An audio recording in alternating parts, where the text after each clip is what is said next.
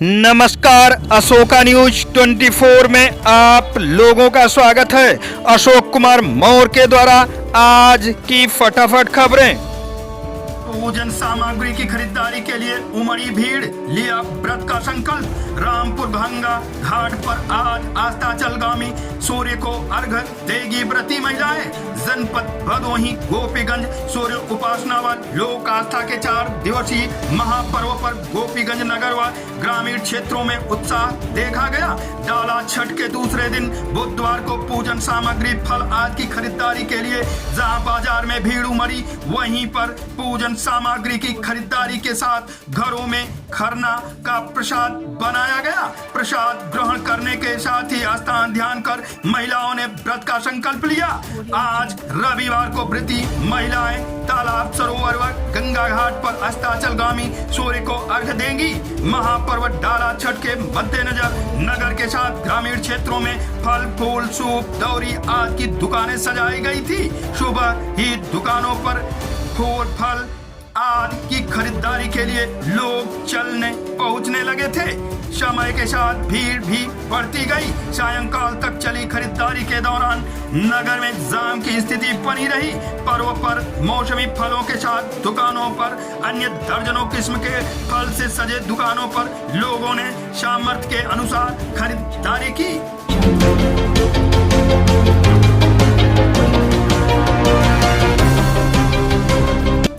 चपेट में आने से विवाहिता की हुई मौत, मायके वालों ने हत्या की जताई आशंका। जनपद भदोही गोपीगंज कोतवाली क्षेत्र के भगवानपुर चौथार गांव में मंगलवार को निर्माणाधीन मकान में विद्युत करंट की चपेट में आ जाने से विवाहिता मैना देवी की मौत हो गई। मायके वालों ने हत्या की आशंका जाहिर की है। पुलिस शव को कब्जे में लेकर पोस्टमार्टम के लिए भेज दिया। घटना का बारे में बताया जाता है कि राम लखन सरोज की पत्नी नैना देवी 24 वर्ष निवासी भगवानपुर चौथार निर्माणाधीन मकान में करंट लग जाने से मौत हो गई। परिजनों ने बताया कि निर्माणाधीन मकान में विवाहिता जा रही थी। इस दौरान लोहे के लगे शाह में उतरे करंट की चपेट में आ गई और गंभीर रूप से झुलस गई। झुलसे अवस्था में पति समेत परिजन सामुदायिक स्वास्थ्य केंद्र ले आए, जहां चिकित्सकों ने मृत घोषित कर दिया। मौत की सूचना पर विवाहिता की मायके जगन्नाथपुर से पहुंचे लोगों ने पुत्री की हत्या की आशंका जताई। पुलिस शव को कब्जे में लेकर पोस्टमार्टम के लिए भेज दिया।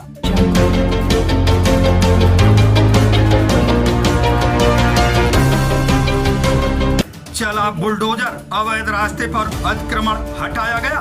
जनपद भदोही तहसील औराई में ग्राम अछवर में चक मार्ग पर अवैध अतिक्रमण पर प्रशासन की जोरदार कार्रवाई। रास्ता को जेसीबी से खाली कराकर जन सामान के आवागमन संचालित कराया गया। मची रही अफरा तफरी जैसे माहौल, फोर्स डटे रहे।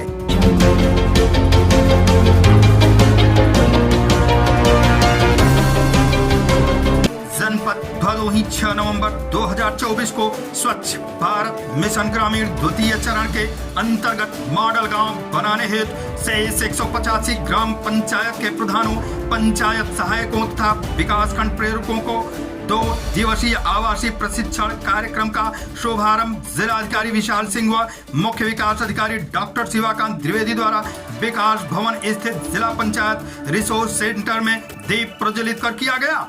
जिलाधिकारी विशाल सिंह ने कहा कि ग्रामीण क्षेत्रों में ठोस एवं तरल अपशिष्ट प्रबंधन पर विशेष ध्यान देने की आवश्यकता है। उन्होंने कहा कि कचरा और गंदा पानी फैलाते हैं बीमारी, इसलिए गांव को स्वच्छ रखना सबकी जिम्मेदारी है। इस प्रशिक्षण कार्यक्रम में ग्राम पंचायत के प्रतिनिधियों को स्वच्छता और अपशिष्ट प्रबंधन के बारे में जानकारी दी गई।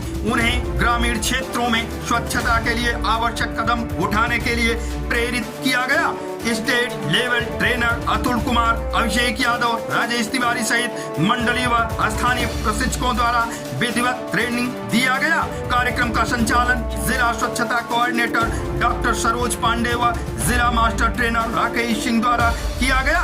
कार्यक्रम में पीडी डीआरडीए आदित्य कुमार, उपायुक्त मनरेगा राजाराम, जिला विकास अधिकारी ज्ञान प्रकाश, जिला सूचना अधिकारी डॉक्टर पंकज कुमार सहित संबंधित अधिकारीगण व कर्मचारीगण उपस्थित रहे।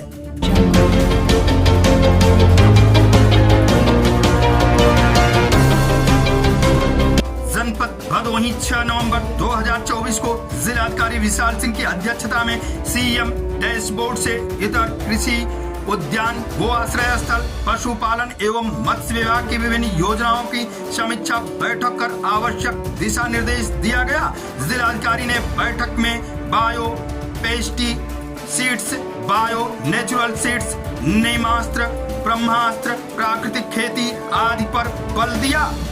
उन्होंने फार्म टू टेबल कंसेप्ट पर बल देते हुए स्थानीय किसानों से जैविक खेती कर सब्जियों आदि को सीधे उपभोक्ता को विक्रय पर बल दिया। जिलाधिकारी ने मिलेट्स अनाजों को बढ़ावा देने के लिए उप निदेशक कृषि को निर्देशित किया कि मोटे अनाज सावा, कोदो, रागी, ज्वार, बाजरा आदि को मिलेट्स गैलरी, कलेक्ट्रेट व विकास भवन में लगाए गए, जिससे आम जनमानस मोटे अनाजों को दैनिक खान पान में शामिल करने के लिए प्रेरित हो।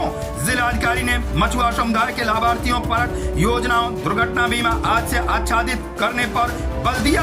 जिलाधिकारी ने मुख्य पशु चिकित्सा अधिकारी को निर्देशित किया कि सभी उप जिलाधिकारी से समन्वय स्थापित कर 15 दिन में चारागाह की भूमिका पशुपालन विभाग का हैंड ओवर करना सुनिश्चित करें।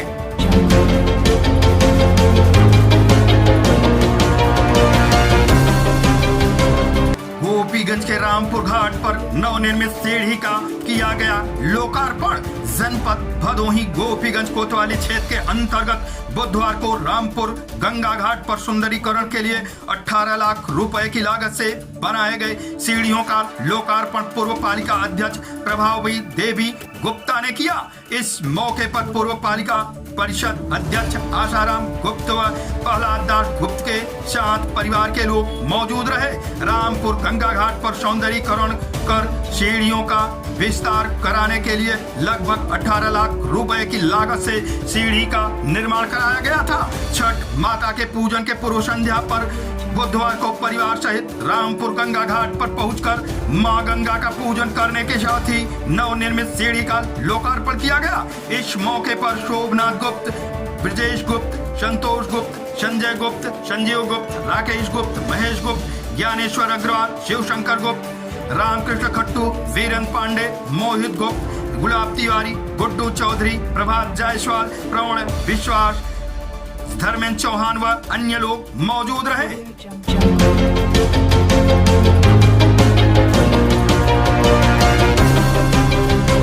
मंडी समिति गोपीगंज में पहले काश्तकार ने बेचा 30 कुंटल धान। जनपद भदोही गोपीगंज कोतवाली क्षेत्र के ककराही स्थित मंडी समिति में बनाए गए धान क्रय केंद्र पर बुधवार को पहुंचे पहले काश्तकार रामनाथ यादव का माल्यार्पण कर स्वागत किया गया। बनका रामपुर घाट निवासी रामनाथ जिले में पहले किसान हैं जो गोपीगंज मंडी समिति में धान बेचने के लिए पहुंचे। गोपीगंज प्रथम क्रय केंद्र के अधिकारी आरती शुक्ला ने धान की जांच परख कर तौल कराया। कुल 30 कुंटल धान का तौल कराया गया। इसके पूर्व क्रय केंद्र पहुंचने पर माल्यार्पण कर स्वागत किया गया। इस मौके पर रामलोलारक यादव, पंकज भारती, आशीष शुक्ला, धीरेन्द्र यादव, राजबली सहित अन्य लोग मौजूद रहे। ककराही मंडी समिति में कुल 4 क्रय केंद्र खोला गया है, जिसमें 2 का संचालन खाद्य विभाग व 1 केंद्र का संचालन FCI व 1 केंद्र का संचालन PCF कर रही है।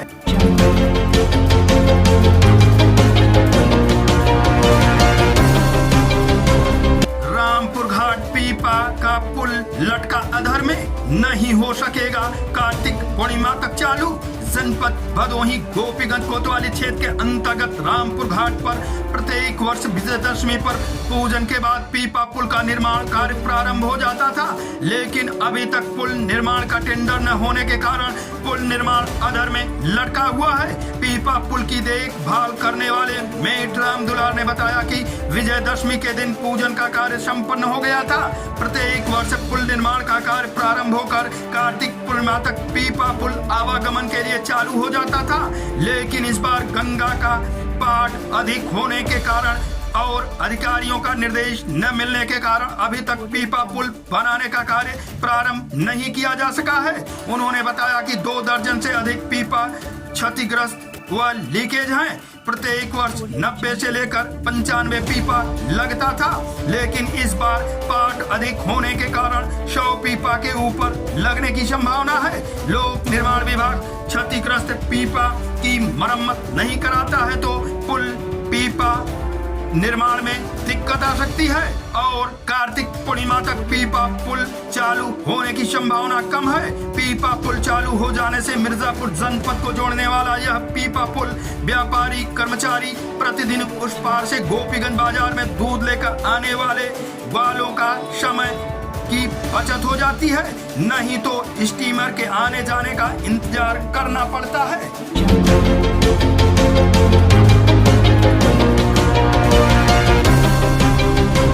जनपद जौनपुर थाना मछली शहर पुलिस द्वारा धारा 319 2/318 4/338 3/336 3/340 2/316 2/61 2 BNS के संबंधित एक वांछित अभियुक्त को किया गया गिरफ्तार।